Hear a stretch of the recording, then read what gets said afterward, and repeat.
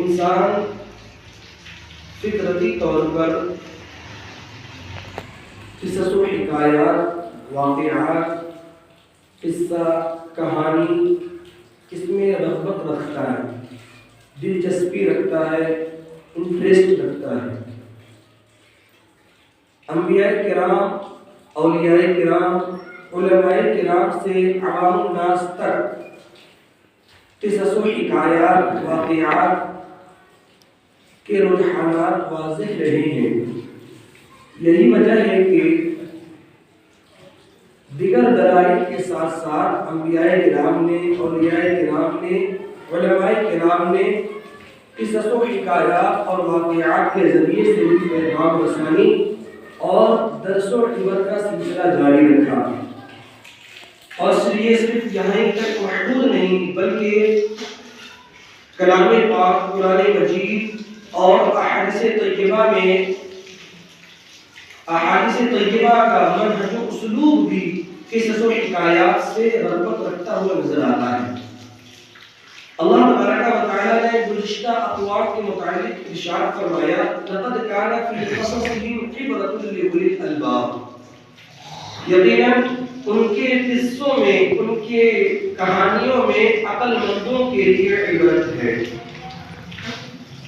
محترم حضرات، اللہ تبارک و تعالیٰ کی یہ سنت ہے کہ اللہ تبارک و تعالیٰ کلام پاک میں جا بجا قصص و حکایات اور واقعات کو بیان فرمائے، اور پھر انہی قصے، واقعات، حکایات سے عبرت پکڑنے اور نصیحت حاصل کرنے کی ترغیب بھی دلائی۔ اور یہ انسان کی فطرت بھی ہے، انسان کی فطرت کے اندر یہ چیز داخل بھی ہے کہ انسان جو ہے قصص و حکایات سے تعلق رکھتا ہے، اس میں دلچسپی رکھتا ہے، اس میں رغبت رکھتا ہے۔ کیوں؟ اس لیے کہ قصے، کہانی اور حکایت اور واقعات کے ذریعے سے باتوں کو سمجھنا، اس سے سیکھنا اور اس سے نتیجہ اخذ کرنا، اس میں بہت زیادہ مدد ملتی ہے اور بہت زیادہ آسانی حاصل ہوتی ہے۔ اس لیے لوگ کیا ہے، فطری طور پر قصے، کہانیوں کو، واقعات کو، حکایتوں کو پسند کیا کرتے ہیں۔ محترم حضرات، جس طریقے سے قرآنی قصوں سے، قرآنی حکایتوں سے سبق حاصل کیا جا سکتا ہے، اسی طریقے سے احادیث طیبہ میں بیان کردہ قصے، کہانی، واقعات، حکایات سے بھی بہت کچھ سیکھا جا سکتا ہے۔ لیکن ضرورت اس بات کی ہے، اس امر کی ہے کہ اس موضوع کی طرف توجہ دی جائے اور لوگوں کو احادیث طیبہ میں وارد قصوں اور واقعات سے آگاہ کرایا جائے تاکہ لوگ قصص الحدیث سے اکتساب فیض کر سکے۔ اور احادیث طیبہ میں جو قصے، واقعات، حکایات بیان کیے گئے ہیں، ان قصے، ان واقعات کے ذریعے سے موجودہ دور کے بے شمار مسائل کا حل کی تلاش کیا جا سکتا ہے۔ جیسے حکمرانوں کے لیے قیادت کے اصول، باغبانوں کے لیے باغبانی کے اصول، اساتذہ کے لیے تعلیم کے اصول، سیاست دانوں کے لیے سیاسی اصول، اطباء کے لیے طب کے اصول، مزدور کے لیے مزدوری کے اصول، اہل خانہ کے لیے خانہ داری کے اصول، تاجر کے لیے تجارت کے اصول، اور عابدوں کے لیے عبادت کے اصول۔ یعنی ہر محاذ پر، ہر موڑ پر احادیث طیبہ میں وارد قصوں اور واقعات کے ذریعے سے ہم اپنے مسائل کا حل تلاش کر سکتے ہیں۔ اور محترم حضرات، جس طریقے سے قرآن پاک میں درس حاصل کرنے کے لیے، عبرت حاصل کرنے کے لیے قصص کو مرجع بتایا گیا ہے، اسی طریقے سے احادیث طیبہ میں بھی قصص و واقعات کا ذکر ملتا ہے۔ اور احادیث نبویہ صلی اللہ تعالی علیہ وسلم میں کچھ قصے ایسے ہیں جن کا تعلق عہد رسالت سے ہے، اور کچھ ایسے بھی قصے ہیں جن کا تعلق گزشتہ انبیاء کرام اور ان کی اقوام سے متعلق ہے۔ اور ایسے بے شمار قصے ہیں قرآن پاک میں اور احادیث طیبہ میں، اور ان قصوں کا مقصد کیا ہوتا ہے؟ ان قصوں کا مقصد صرف آپ کے کانوں کی لذت نہیں ہونی چاہیے، ان قصوں کا مقصد صرف آپ کے انٹرسٹ اور آپ کا لطف نہیں ہونا چاہیے، بلکہ ان قصے اور ان حکایات اور ان واقعات کا مقصد ہوتا ہے کہ ان قصوں کے ذریعے، ان حکایتوں کے ذریعے سے انسان باتوں کو سمجھتا ہے، باتوں کو سیکھتا ہے، اور اس سے کیا چیز حاصل ہوتی ہے، کیا سبق ملتا ہے، کیا عبرت ملتی ہے، اس میں انسان کو مدد حاصل ہوتی ہے۔ احادیث طیبہ میں بے شمار قصے موجود ہیں، چند ایک قصہ میں آپ لوگوں کے سامنے پیش کروں گا، اور اس قصے کے ذریعے سے، اس حکایت کے ذریعے سے ہمیں کیا سبق ملتی ہے، اس سبق کو بھی بیان کرنے کی پوری کوشش کروں گا۔ اللہ تبارک و تعالی ہمیں اور آپ کو کہنے سننے سے زیادہ عمل کرنے کی توفیق اور عطا فرمائے۔ محترم حضرات، نبی کریم صلی اللہ علیہ وسلم نے بنی اسرائیل کے ایک شخص جریح نامی کا تذکرہ فرمایا، اس کا قصہ بیان فرمایا۔ میرے حضور علیہ السلام نے فرمایا بنی اسرائیل میں ایک شخص تھا جس کو جریح کہا جاتا تھا۔ یہ جریح نامی بندہ بڑا عبادت گزار بندہ تھا، بڑی عبادتیں کیا کرتا تھا، اللہ کا ذکر و فکر کیا کرتا تھا، اللہ کی عبادت میں ہر وقت مصروف رہا کرتا تھا، اور اس نے اپنے لیے ایک عبادت خانہ بنایا جہاں رہ کر کے وہ نمازیں پڑھتا تھا، جہاں رہ کر کے وہ اللہ کا ذکر و فکر کیا کرتا تھا، جہاں رہ کر کے وہ خلوت میں اللہ تبارک و تعالیٰ کو یاد کیا کرتا تھا۔ ایک دن اس کی ماں اس کے پاس آتی ہے اور یہ نماز پڑھ رہا ہوتا ہے۔ اس کی ماں نے پکارا، بیٹا جریح۔ وہ نماز پڑھ رہا تھا، نماز پڑھنے کی وجہ سے اس نے جواب نہ دیا، کوئی آنسر نہ دیا، وہ چلی گئی۔ دوسری دن ماں پھر آتی ہے، آنے کے بعد وہ نماز پڑھ رہا ہوتا ہے، ماں نے جواب دیا، ماں نے پکارا، بیٹا جریح۔ بیٹے نے کوئی جواب نہیں دیا۔ ماں تیسرے دن پھر آتی ہے، اور تیسرے دن آنے کے بعد پھر کہتی ہے، پکارتی ہے کہ بیٹا جریح۔ وہ نماز پڑھ رہا ہوتا ہے، اس نے کوئی جواب نہ دیا، اور جریح اپنے دل میں یہ کہتا ہے، اپنے من میں یہ کہتا ہے کہ اے میرے اللہ، اے میرے پروردگار، یہ کیا معاملہ ہے؟ ایک طرف تو نماز ہے اور دوسری طرف میری ماں ہے۔ پھر اس کی ماں نے کہا کہ اے میرے اللہ، اے میرے پروردگار، جب تک جریح فاحشہ عورت کا چہرہ نہ دیکھ لے، اسے اس وقت تک موت نہ دینا۔ اس کی ماں چلی جاتی۔ میرے یاروں، بنی اسرائیل میں جریح کا اور اس کی عبادت کا بڑا تذکرہ ہوا کرتا تھا۔ بنی اسرائیل کے لوگ بڑا تذکرہ کیا کرتے تھے کہ یار یہ تو بڑا اچھا بندہ ہے، بڑے عبادتیں کرتا ہے، ہر وقت اللہ کی عبادت میں مصروف رہا کرتا ہے، یہ تو بڑا عابد بندہ ہے۔ اس کی عبادت کے چرچے ہوتے تھے، اس کی عبادتوں کے تذکرے کیے جاتے تھے۔ وہیں بنی اسرائیل میں ایک فاحشہ عورت تھی، ایک سرکش خاتون تھی۔ اس خاتون نے کہا کہ اگر تم لوگ چاہو تو میں اس بندے کو فتنے میں مبتلا کر سکتی ہوں، اگر تم لوگ چاہو تو میں اس بندے کو گناہ میں مبتلا کر سکتی ہوں، اگر تم لوگ چاہو تو میں اس بندے کو معصیت میں مبتلا کر سکتی ہوں، اگر تم لوگ مجھ سے یہ کہو۔ لوگوں نے کہا ہم تو یہی چاہتے ہیں۔ اس خاتون نے اس جریح نامی عبادت گزار بندے کو فتنے میں مبتلا کرنا چاہا، اور وہ خاتون، وہ فاحشہ خاتون، وہ بازارو خاتون، وہ سرکش خاتون جریح کے پاس جاتی ہے اور اس کو اپنی طرف متوجہ کرتی ہے، لیکن جریح نے اس کی طرف کوئی توجہ نہ دی۔ وہ اس کو گناہ میں مبتلا کرنا چاہتی تھی، اسے فتنے میں ڈالنا چاہتی تھی، فساد میں ڈالنا چاہتی تھی، لیکن جریح نے اس کی طرف کوئی توجہ نہیں کیا۔ اسی کے عبادت خانے میں ایک چرواہا رہا کرتا تھا۔ اس فاحشہ خاتون نے، اس سرکش خاتون نے اس چرواہے کو اپنے پاس بلایا، اور اس چرواہے نے اس خاتون سے اپنی خواہشات کو پورا کیا، جس کی وجہ سے وہ فاحشہ خاتون حاملہ ہو گئی۔ جب اس خاتون کے یہاں لڑکی کی پیدائش ہوئی، بیٹے کی پیدائش ہوئی، تو اب اس فاحشہ خاتون نے لوگوں سے کہا کہ یہ جو بیٹا ہے، یہ جو لڑکا ہے، یہ جریح کا لڑکا ہے۔ کس کی طرف نسبت کر دیا؟ جریح کی طرف، جو کہ عبادت گزار بندہ تھا، جو کہ اللہ تبارک و تعالیٰ کا مطیع و فرما بردار بندہ تھا۔ اس لڑکے کی نسبت کس کی طرف کر دیا؟ اس جریح کی طرف کر دیا، اس کو بدنام کرنے کے لیے اس پر تہمت لگا دیا۔ جب لوگوں کو یہ معلوم ہوا کہ یہ جریح کا لڑکا ہے تو لوگ جریح کو مارنے لگے، پیٹنے لگے، گالی گلوچ کرنے لگے، طعن و تشنیع کرنے لگے، اسے برا بھلا کہنے لگے، اس کے عبادت خانے کو نیست و نابود کر دیا، توڑ دیا، مسمار کر دیا۔ جرائم نے لوگوں سے پوچھا کہ یہ تم لوگ کیا کر رہے ہو؟ میں نے کیا کیا ہے جو تم لوگ میرے ساتھ ایسا برتاؤ کر رہے ہو؟ تمہارا برتاؤ میرے ساتھ ایسا ہے، میں نے ایسا کیا کیا ہے؟ تو لوگوں نے کہا کہ تم بڑے عبادت گزار بنتے ہو، تم اپنے آپ پر تم اللہ کا بڑا ذکر و فکر کرتے ہو، اور ایک طرف تم اللہ کی عبادت کرتے ہو، اور دوسری طرف تم نے عائشہ خاتون کے ساتھ بدکاری کی اور اس کے ذریعے سے تمہیں بچہ حاصل ہوا۔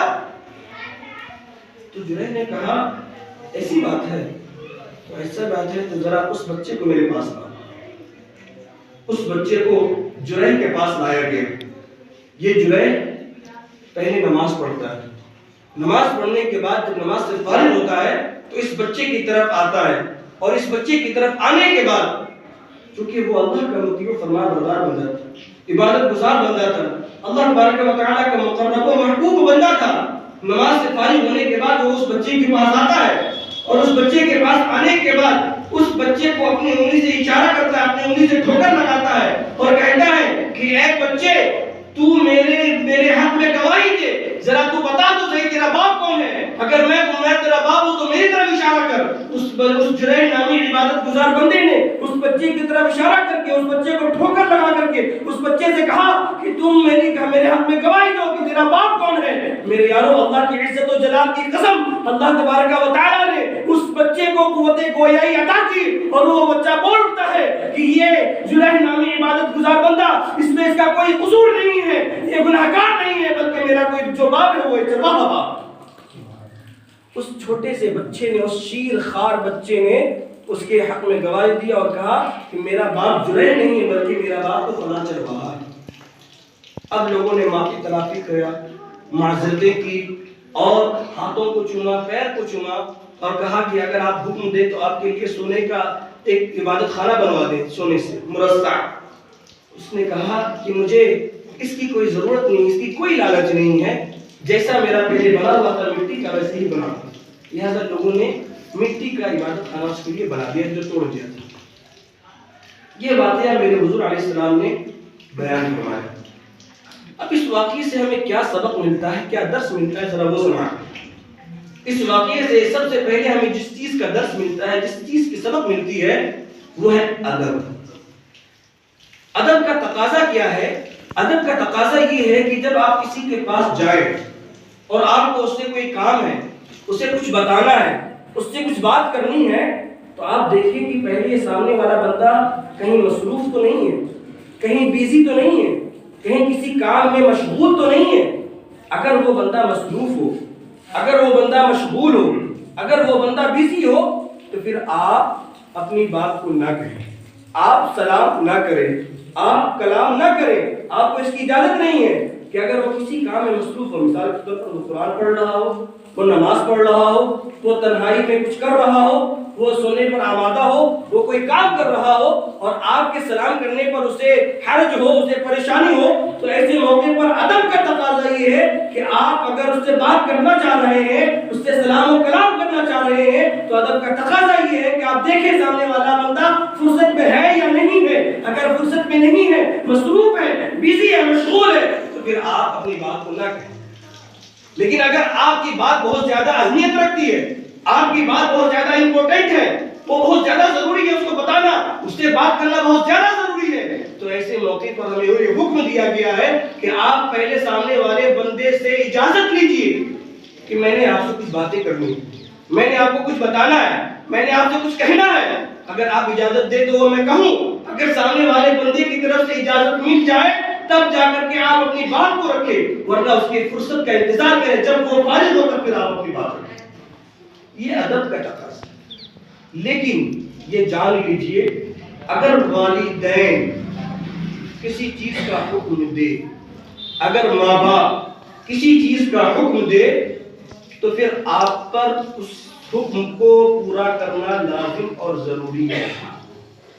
اور یہ بھی کہا گیا ہے کہ بوقت عبادت، اگر عبادت کے وقت، اگر طاعت و فرما برداری کے وقت بھی ماں باپ آپ کو کسی چیز کا حکم دے رہے ہیں، تو اس وقت بھی ماں باپ کی بات کو ماننا لازم اور ضروری ہے.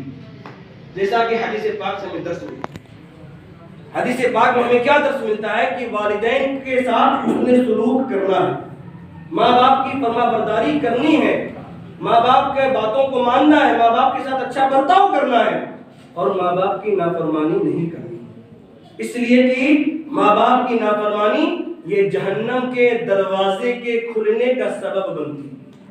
اور یہ بات جان لیجئے کہ ماں باپ کی بد دعا اچھے سے اچھے عبادت گزار کو، بڑے سے بڑے متقی اور پرہیزگار کو آفت اور مصیبت میں مبتلا کر سکتی.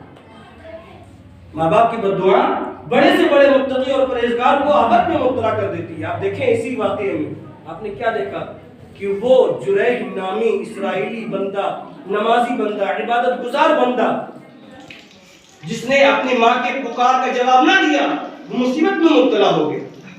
اس پر زنا کی تہمت لگ گئی.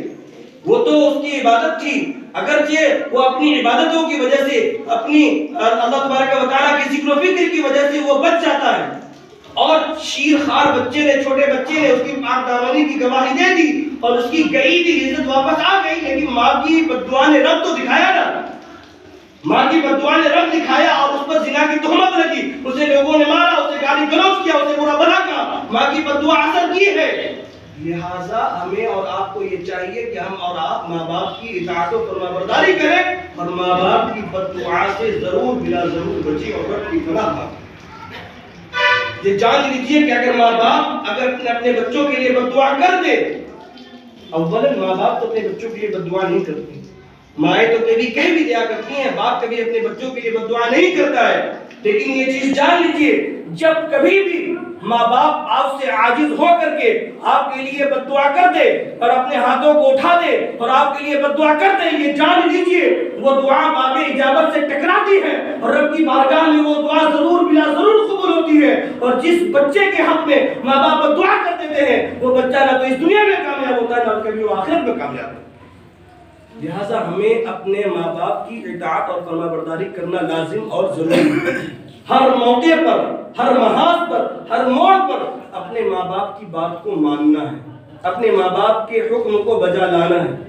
یہ نہیں کہ اپنے ماں باپ کو اولڈ فیشن کا تانا دینا ہے، اپنے ماں باپ کو دقیانوسی کا تانا دینا ہے. یہ تو پرانے زمانے کی بات ہے، یہ تو پہلے کی بات. زمانہ کہاں سے کہاں پہنچ گیا، اب آپ اور یہی بات کر رہے ہیں.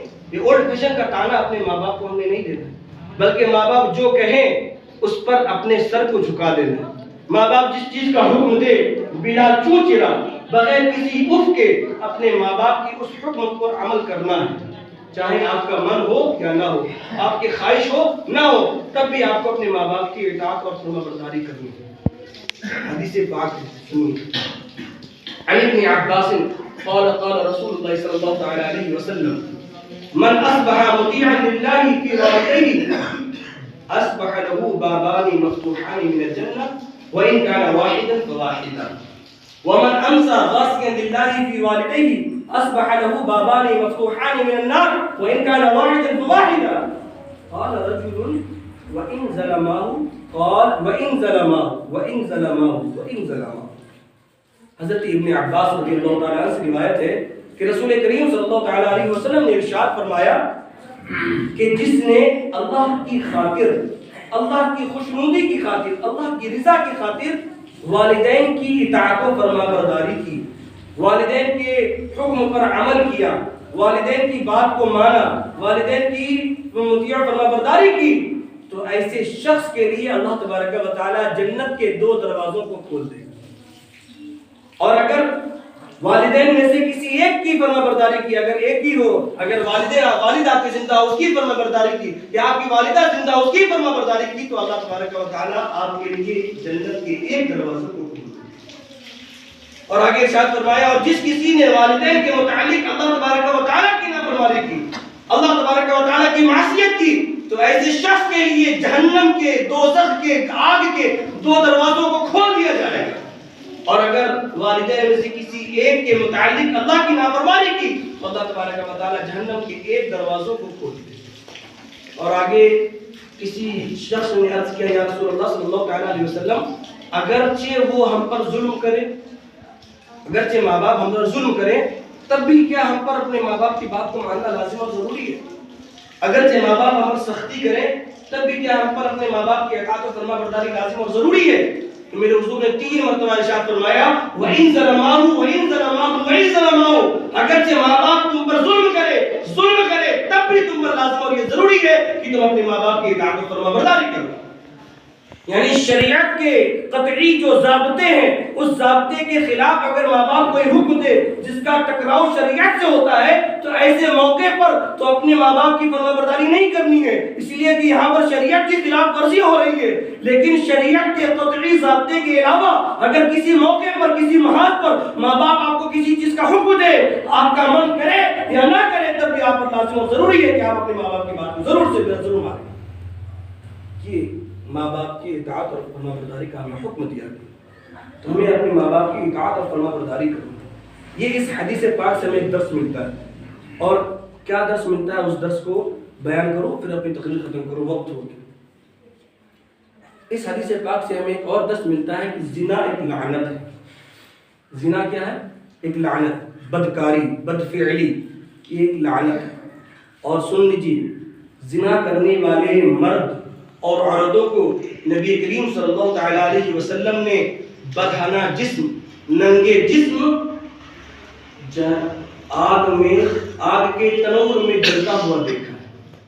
یعنی جو لوگ زنا کرتے ہیں اور اپنے جسموں کو نامحرم کے سامنے کھولتے ہیں اور اس میں خوش ہوتے ہیں، اپنی خواہش کو پوری کرتے ہیں، سنیں قیامت کے دن اللہ تبارک و تعالی ایسے شخص کو جہنم میں برہنہ جسم، ننگے جسم داخل فرمائے گا تاکہ وہ لوگ خوش ہوں اور اسے اسی صورت میں عذاب دیا جائے گا۔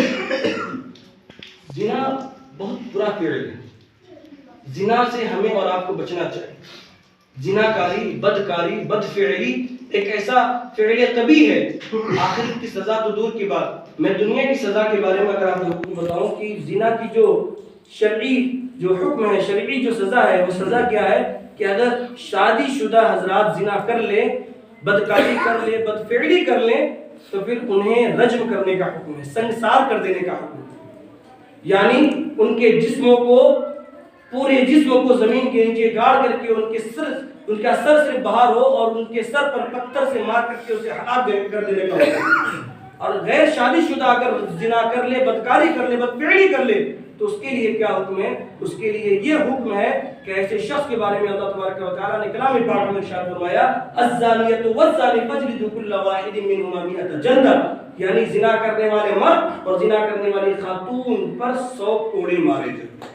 ولا تأخذ بهما رأفۃ فی دین اللہ، اور اللہ کے دین کے معاملے میں ان پر کوئی رحم نہیں کھایا جانا چاہیے، کوئی رحم نہیں کرنا چاہیے، بلکہ 100 کوڑے ان پر مارنے چاہیے اگر تم اللہ پر اور یوم آخرت پر ایمان رکھتے ہو۔ اور آگے یہ بھی ارشاد فرمایا وَلْيَشْهَدْ عَذَابَهُمَا طَائِفَةٌ مِّنَ الْمُؤْمِنِينَ، صرف اس پر سزا کو وارد نہیں کرنا ہے، اسے کوڑے نہیں دینا ہے، بلکہ مسلمانوں کے ایک گروہ کو، مسلمانوں کی ایک جماعت کو بلانا ہے اور ان کو بلا کر کے ان کی موجودگی میں اسے سزا دینی ہے تاکہ لوگ دیکھیں کہ اس کی سزا کیا ہے اور اس سزا سے وہ عبرت حاصل کرے اور وہ لوگ بھی زنا سے دور رہے۔ یہ حکم دیا گیا۔ زنا اتنا برا فعل ہے، آخری حدیث پیش کرو پھر تقریر ختم کرو کہ زنا کتنا برا فعل ہے اور حضور نے کس طریقے سے ہمیں سمجھایا ہے کہ ہم اور آپ زنا سے دور رہیں۔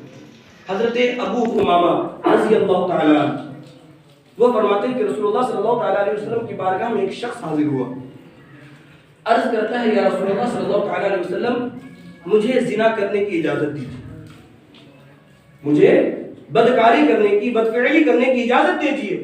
حضور علیہ السلام نے جب سنا اور صحابہ کرام نے جب یہ سنا تو صحابہ کرام اس کو ڈانٹنا شروع کر دی اور اسے پیچھے ہٹانا شروع کر دی کہ یہ تم کیا کر رہے ہو، تم کیا کہہ رہے ہو۔ حضور علیہ السلام نے صحابہ کرام کو روکا اور اس شخص کو اپنے قریب بلایا، قریب بلانے کے بعد اپنے پاس بٹھایا اور حضور علیہ السلام نے فرمایا کیا تم اپنی ماں کے حق میں یہ پسند کرو گے کہ تمہاری ماں کے ساتھ کوئی بدکاری کرے؟ کیا تم اپنی ماں کے حق میں زنا کو پسند کرو گے؟ اس شخص نے عرض کیا یا رسول اللہ صلی اللہ تعالی علیہ وسلم میں آپ پر قربان جاؤں کبھی میں اپنی ماں کے حق میں یہ پسند نہیں کروں گا۔ حضور علیہ السلام نے فرمایا لوگ بھی اپنی ماں کے حق میں زنا کو پسند نہیں کریں۔ پھر میرے حضور نے فرمایا کیا تم اپنی بیٹی کے حق میں زنا کو پسند کرو گے؟ اس شخص نے عرض کیا یا رسول اللہ صلی اللہ تعالیٰ علیہ وسلم میں آپ پر قربان جاؤں میں کبھی بھی اپنی بیٹی کے حق میں زنا کو پسند نہیں کروں گا۔ حضور نے فرمایا لوگ بھی اپنی بیٹی کے حق میں زنا کو پسند نہیں کریں گے۔ پھر میرے حضور نے فرمایا کیا تم اپنی بہن کے حق میں زنا کو پسند کرو گے، بدکاری کو پسند کرو گے؟ اس نے عرض کیا یا رسول اللہ صلی اللہ تعالیٰ علیہ وسلم کبھی بھی میں اپنی بہن کے لیے بدکاری کو بدفعلی کو پسند نہیں کروں گا۔ حضور نے فرمایا لوگ بھی اپنی بہن کے لیے بدکاری کو بالکل پسند نہیں کریں گے۔ میرے حضور نے فرمایا کیا تم اپنی پھوپھی کے حق میں زناکاری کو بدکاری کو پسند کرو گے؟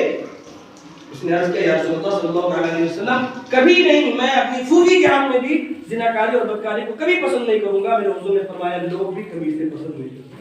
پھر میرے حضور نے فرمایا کیا تم اپنی خالہ کے حق میں زناکاری کو بدکاری کو پسند کرو گے؟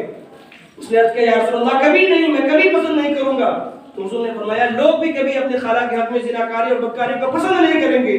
پھر میرے حضور علیہ السلام نے اپنے مبارک دست کو اس کے جسم پر رکھا اور فرمایا اے میرے اللہ تو اس کے گناہ کو معاف فرما اور اس کے دل کو صاف فرما دے اور اسے جس چیز سے دور رکھ۔ اللہ تبارک راوی کا بیان ہے کہ اللہ کے رسول صلی اللہ علیہ وسلم نے جب یہ دعا فرمائی تو اس شخص کا زنا کے بارے زنا کرنا تو دور کی بات، زنا کے بارے میں وہ شخص سوچتا بھی نہیں۔